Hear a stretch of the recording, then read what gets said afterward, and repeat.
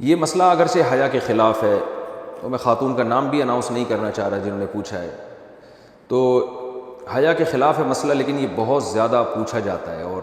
اس میں بہت سارے گھرانے مبتلا ہیں، اس لیے میں بیان کر رہا ہوں۔ اور حدیث میں اس میں بہت واضح احکام ملتے ہیں۔ آپ صلی اللہ علیہ وسلم نے فرمایا جو عورت شوہر کو قریب نہ آنے دے اور شوہر اس کی وجہ سے ناراض ہو کے سو جائے تو اس عورت پر پوری رات فرشتے لعنت کرتے ہیں۔ بہت شدید وعید ہے۔ وجہ اس کی ظاہر ہے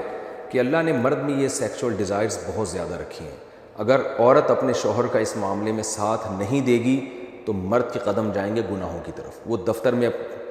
لڑکیوں کو دیکھے گا، وہ ٹھرکی بنے گا جو کہ بن رہے ہیں آج کل۔ تو عورت پر لازم ہے کہ وہ زینت اختیار کرے اور مرد کو کسی اور کے پاس جانے کے قابل نہ چھوڑے، تاکہ مرد بھی اس سے محبت کرے اور وہ ادھر ادھر جو منہ مار رہا ہے اس سے بچے۔ دیکھیں یورپ میں تو اس کو جرم سمجھا جاتا ہے کہ بیوی کی پرمیشن کے بغیر شوہر اس کے پاس چلا جائے، وہ جرم سمجھتے ہیں۔ وجہ اس کی ہے کہ ان کے ہاں بے حیائی کو اتنا بڑا جرم ہی نہیں ہے۔ وہ اگر مرد کل دن میں کسی اور کے پاس چلا جائے تو وہ اس کو اتنا سیریس نہیں لیتے۔ اسلام میں تو یہ بہت بڑا جرم ہے کہ آپ کے لیے اللہ نے جس زوجہ کو بنایا آپ اس کے علاوہ کسی اور کے پاس کیوں جا رہے ہیں۔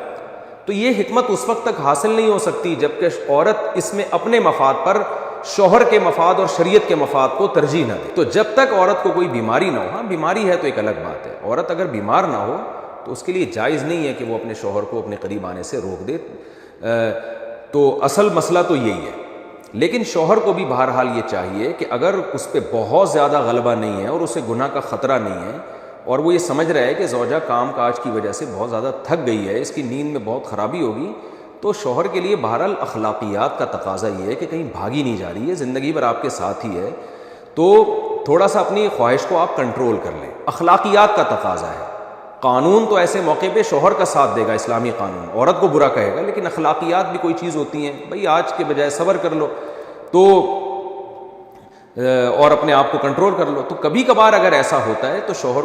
کو چاہیے کہ وہ اخلاقیات کا مظاہرہ کرے اور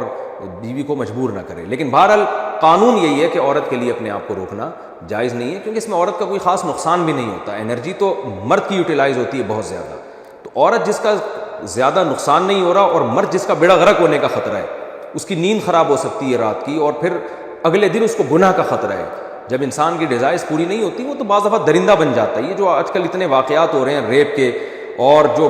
قتل کے واقعات ہو رہے ہیں اور یہ جو بدماشیاں پھیل رہی ہیں، یہ زیادہ تر انہی لوگوں کی ہے جن کی یہ حلال طریقے سے خواہش پوری نہیں ہو رہی اور وہ مطمئن نہیں ہو پا رہے، تو وہ پھر اس طرح کی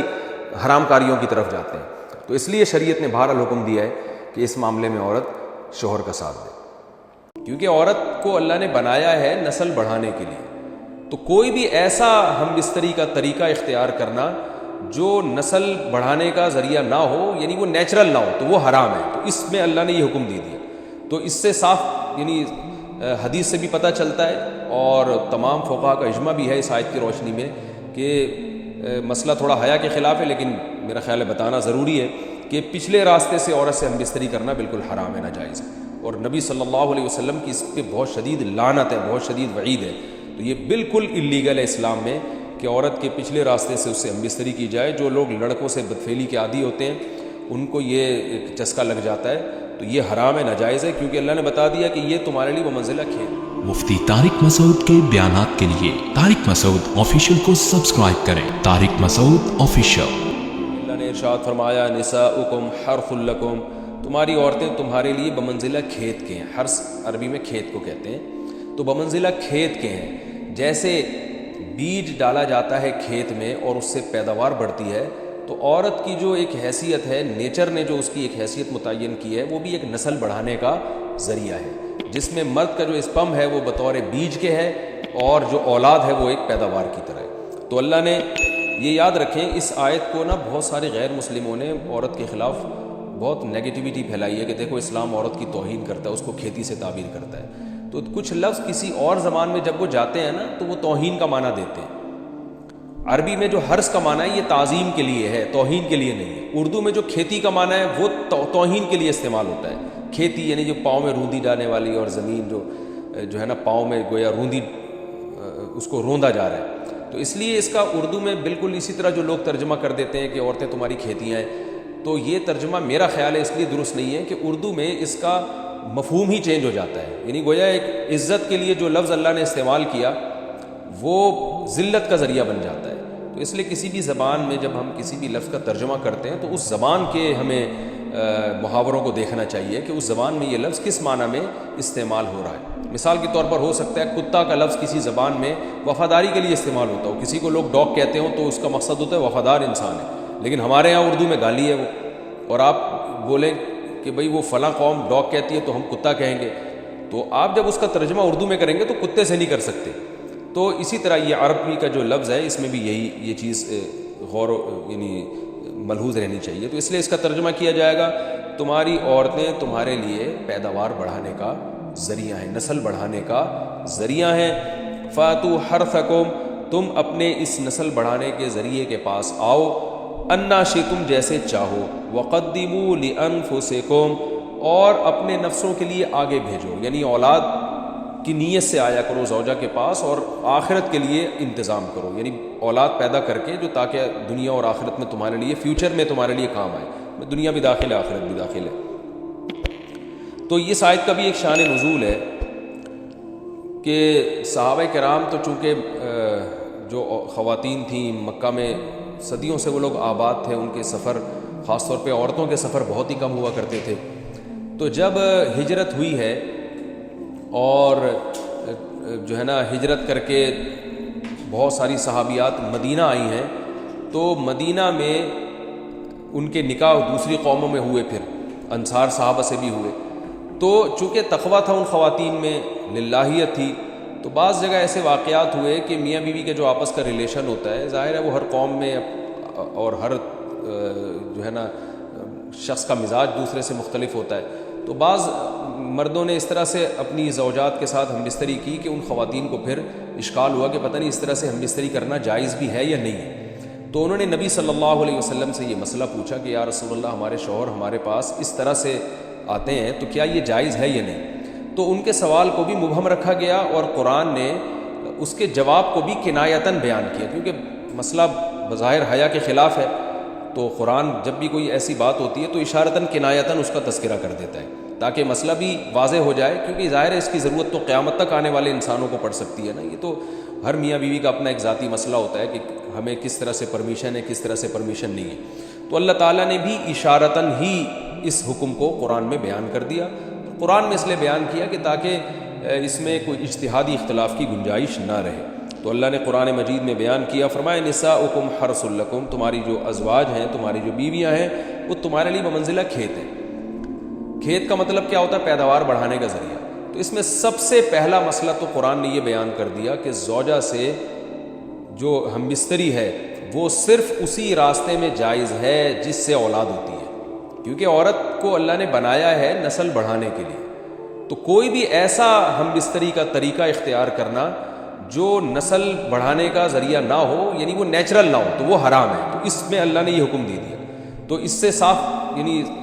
حدیث سے بھی پتہ چلتا ہے اور تمام فقہاء کا اجماع بھی ہے اس آیت کی روشنی میں کہ مسئلہ تھوڑا حیا کے خلاف ہے، لیکن میرا خیال ہے بتانا ضروری ہے کہ پچھلے راستے سے عورت سے ہم بستری کرنا بالکل حرام ہے، ناجائز ہے، اور نبی صلی اللہ علیہ وسلم کی اس پہ بہت شدید لعنت ہے، بہت شدید وعید ہے، تو یہ بالکل اللیگل ہے اسلام میں کہ عورت کے پچھلے راستے سے اس سے ہم بستری کی جائے۔ جو لوگ لڑکوں سے بدفعلی کے عادی ہوتے ہیں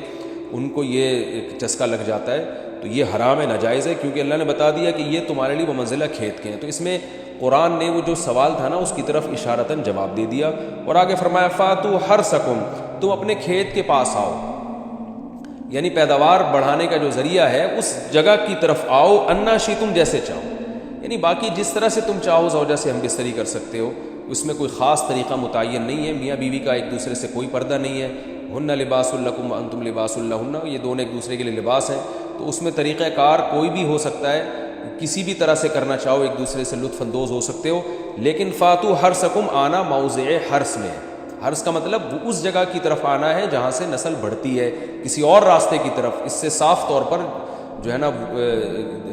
وہ جو فاسق فاجر لوگوں کی جو برائی ہے جو لڑکوں سے بدفعلی کے نتیجے میں پیدا ہوتی ہے، اس کا اللہ نے قلع قمع کر دیا کہ اس کی اسلام میں بالکل اجازت نہیں ہے، باقی طریقہ کار کیا ہوگا یہ تمہارے اوپر، اس کی اللہ نے تمہیں اجازت دی ہے۔ وقدموا لانفسکم، اور چونکہ بار بار حرث کا تذکرہ ہو رہا ہے کہ نسل بڑھانے کا، اس لیے اللہ نے فرمایا کہ قدموا لانفسکم، اپنی ذات کے لیے فیوچر میں انتظام کرو. قدموا کا مطلب آگے بھیجو اپنی ذات کے لیے سرمایہ. کیا مطلب؟ کہ جب زوجہ سے ہم بستری کرو تو نیت اولاد کی ہونی چاہیے، تاکہ وہ اولاد دنیا میں بھی اور آخرت میں بھی تمہارے لیے ذخیرہ بن جائے. تو یہ نسل بڑھانے کی بہت زبردست ترغیب ہے اس آیت میں. اور اس آیت میں اللہ نے عورت کا کہ بہت ساری ذمہ داریوں میں سے ایک بڑی ذمہ داری کا بھی بیان بتا دیا کہ عورت کو اللہ نے بنایا ہے. جو مرد اور عورت کا جو فرق رکھا ہے نا، اس فرق کی بڑی وجہ یہی ہے کہ مرد کے اسپم کو اللہ نے بیج کے طور پہ پیدا کیا ہے اور عورت کو اللہ نے زمین کے طور پہ. تو بیج اور زمین کے ملاپ کا بنیادی مقصد ہی نسل بڑھانا، پیداوار بڑھانا ہوتا ہے، نہ یہ کہ نسل روکنا. آج فیملی پلاننگ والوں نے اس آیت کی دھجیاں اڑا دی ہیں، اور جو پوری دنیا میں ایک بیہودہ قسم کی تحریک چل رہی ہے، یہ آیت بالکل اس کی نفی کر رہی ہے. اس لیے اللہ نے فرمایا